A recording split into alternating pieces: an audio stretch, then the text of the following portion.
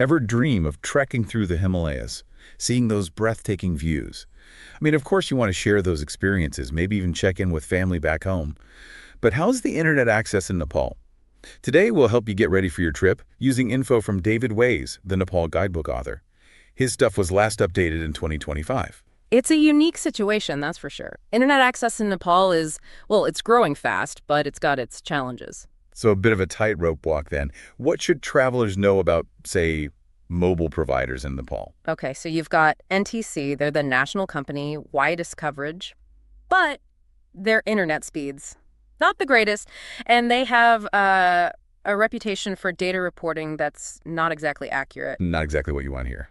No, not really. I knew someone, a traveler, who got slammed with a huge bill after a trek.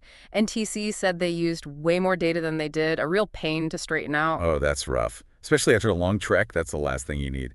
Yeah. Any other options? Oh, definitely. Encel is generally thought of as the top mobile provider there. Their data tracking is better, and they've been really pushing their 4G network, which is great for speed.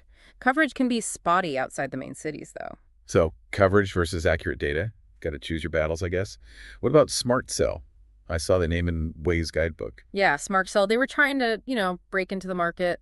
Sadly, their license got canceled back in 2023. Unclear what'll happen with them down the line. So, yeah, I wouldn't bank on them for now.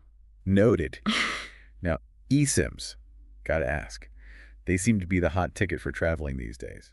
How's the scene in Nepal? Definitely gaining steam, and for good reason. International travel eSIMs. Lifesavers, seriously. You get connected right when you land. Perfect for, if you need to sort out transport or call your hotel, if plans change. That's a huge plus. No more scrambling for a SIM card kiosk in the airport. Right. Just chill and enjoy.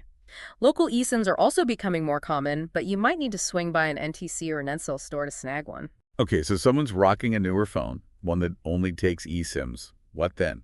Gotta plan ahead, that's all. Make sure you can get a local eSIM when you get there. Know where those NTC or Encel shops are, or even just grab an international travel eSIM before you leave. Saves potential headaches. Makes sense.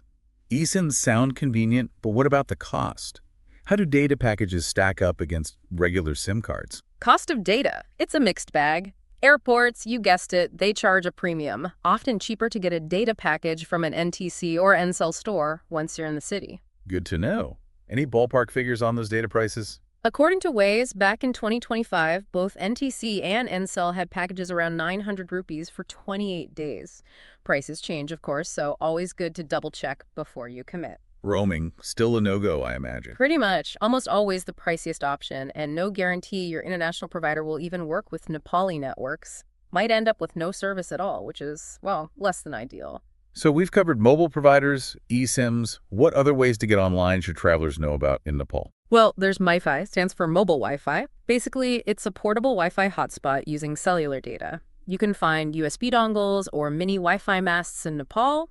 Useful, sure, but their speed relies on those mobile data networks. So you might not see a big speed boost compared to just using your phone as a hotspot. Not a magic fix for internet woes then, but still a handy option, depending on your needs, I suppose. What about Wi-Fi in general, though? Easily found in Nepal. Yeah, Wi-Fi is pretty common, especially in hotels and guest houses. Most spots offer it for free, but the speed, and reliability can be a bit all over the place. I can only imagine sharing Wi-Fi with a whole bunch of other travelers, everyone trying to upload their vacay pics. It's got to be something. Oh, for sure. And those internet cafes, not as common in Nepal these days. If you need that reliable connection, bringing a cheap smartphone just to use on Wi-Fi might actually be a better move. Good thinking, adapting to the local scene. What about someone planning a longer stay? Any other internet options then? If you're staying put for a while, buying a dedicated Wi-Fi mast might be a good shout. Decent speeds, but important note. Starlink devices. Illegal in Nepal. Okay, sticking to the legal stuff then. So we've got a good handle on the different ways to get online. What can people realistically expect speed-wise? That's where it gets a little complicated. 4G, mostly in big cities like Kathmandu and Pokhara, speeds up to 10 Mbps in some spots. Get outside those urban hubs, though, and yeah, expect things to slow down, maybe even drop to 3G. The 4G is a city slicker, huh? Pretty much. Yeah. And while there were some 5G trials back in 2021, no official launch as of 2025, so don't expect super fast internet in the mountains anytime soon. Kind of a bummer, but hey, maybe it forces you to unplug and soak in that natural booty. Yeah, there's something to be said for being present. Absolutely. Speaking of being present, how does staying connected work when you're actually trekking in the Himalayas? No, that's a whole other challenge. We should get into that next. So we were just talking about how internet access can, I don't know, change how a trek feels. What are your thoughts on that? Oh, it's a tricky one, for sure. On the one hand, right, being able to get info like weather reports, trail maps, even emergency services, that can really boost safety and peace of mind, especially if you're going off the beaten path. Yeah, totally. Knowing you can reach out for help if things get dicey, that's huge. Absolutely. And let's not forget the simple joy of sharing photos, updates with friends and family back home. Let them experience a bit of the adventure. That's true. But I also see the appeal of disconnecting, really immersing yourself. There's something to be said for just being present, no distractions. Right. It's that classic debate, technology and travel. How do they mix? Do we capture the moment or actually live it? I think it comes down to personal preference. Some trekkers, they'll love staying connected, the comfort, the convenience. Others, they'll want that digital detox, the solitude. Finding the right balance, that's got to be key. Maybe setting aside specific times for checking in, and then the rest of the trek is all about unplugged exploration. But let's get back to the practical stuff. For trekkers, what's internet access like when you're out on those trails? Well, first thing, adjust those expectations. Don't expect to be posting those epic mountaintop selfies in real time.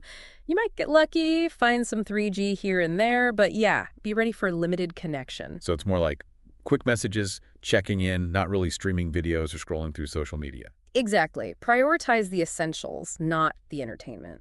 Think of it as a chance to unplug, recharge, really connect with nature. I like that. It's a good reminder that sometimes disconnecting can be the best way to, I don't know, connect with yourself and what's around you. But for those who absolutely need to stay in touch, what are their options? Coverage, it really depends on where you are. Annapurna region, NTC, usually has a slight edge. Everest region, both NTC and NCEL have some coverage, but again, we're talking like spotty at best. So no guarantees. What about Wi-Fi at those tea houses? A reliable option. A lot of tea houses do offer Wi-Fi, but the speed, the reliability, let's just say it's a bit like the mountain weather. Unpredictable, might squeeze out a text or an email, but wouldn't count on streaming a movie or uploading a ton of pictures. Again, managing expectations, prioritizing. Any other tips for staying connected while trekking? Anything David Ways mentioned in his guidebook? Oh, Waze is big on telling your friends and family about that limited connectivity beforehand. That way, they won't freak out if they don't hear from you for a bit. And always a good idea to ask your guide about the local network. They usually know the best spots to catch a signal. Solid advice. Communication and realistic expectations. Crucial when it comes to trekking in Nepal. Before we wrap up this look at internet access in Nepal, let's talk about another important tool for travelers. VPNs. VPNs, yeah, essential, especially when you're on public Wi-Fi, which is everywhere in Nepal. Adds that extra security layer, encrypting your internet traffic, protecting your info. Right. Don't want your data just floating around out there. Yeah. But I thought VPNs were mostly for, like, getting around geo-blocked stuff like streaming services from back home. Yeah, that's definitely a perk. A lot of travelers use them for that in Nepal.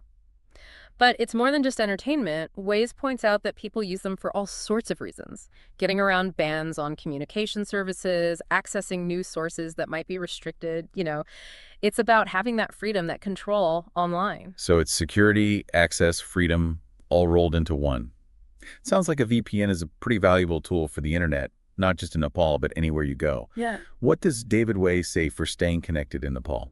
Waze really stresses managing expectations. Internet access is getting better in Nepal, but you got to be prepared for those disruptions, the slower speeds. He also suggests using a data monitoring app, especially with NTC. Keep tabs on your usage, avoid those surprise charges. Plenty of good apps out there. Some even warn you when you're close to your limit. Smart move. Better to be in the know than caught off guard. So, wrapping up our internet deep dive, what are the big takeaways for our listeners? Planning, that's key. Research, set realistic expectations, and have a backup plan. Internet in Nepal, it's always changing, so be flexible, be adaptable. Embrace the adventure, expect the unexpected, and enjoy the journey, online and off. For more tips and in-depth info about traveling in Nepal, check out David Ways' guidebooks and his website, The Longest Way Home, a treasure trove of resources to help you plan your adventure. So we were just talking about VPNs and how valuable they are, especially for travelers. Sounds like a must-have for anyone going to Nepal. Definitely, it gives you that extra security, that peace of mind when you're using public Wi-Fi, which, let's face it, you'll be using a lot in Nepal. But beyond just the security, a VPN can really change the game in terms of access. Like, imagine you're on a trek, you found a tea house with Wi-Fi, and you just, you want a little entertainment. A VPN can let you use your favorite streaming services from back home, catch up on those shows or movies that you might not be able to get in Nepal. That's a great point. Helps you keep those little comforts from home, even when you're like miles away. Seems like a VPN can make traveling so much better in ways you wouldn't expect. Oh, yeah, absolutely. And it's not just about entertainment either. Think about those times when you're craving news from home, or you need to get on certain websites that might be blocked in Nepal. A VPN can get around that, give you that freedom to stay informed, stay connected on your own terms. So it's security, access, freedom, Mm. all in one. David Ways really knew what he was talking about, huh? He did. He really understood what it's like to travel in a place like Nepal, the challenges and the opportunities. His advice is it's gold for anyone planning a trip. Okay, so as we wrap up this chat about internet access in Nepal, what's the most important thing our listeners should remember? Be prepared. Do your research, have realistic expectations, and honestly, have a backup plan. Nepal is, well, it's a country of incredible beauty and adventure. And while the internet's getting better all the time, it's still wise to be okay with maybe being unplugged off the grid sometimes. It's a chance to disconnect from the digital world and really connect with all that natural beauty. And if you need a little help navigating internet access in Nepal, David Ways' Nepal guidebooks and his website, The Longest Way Home, those are fantastic resources. Couldn't agree more. You'll find tons of practical tips and advice there, all to help you plan your trip and stay connected, even in the most remote parts of Nepal. All right, well, that brings us to the end of our exploration of internet access in Nepal. Remember, it's all about finding that balance, staying connected while also embracing the beauty of disconnecting. Until next time, safe travels, everyone.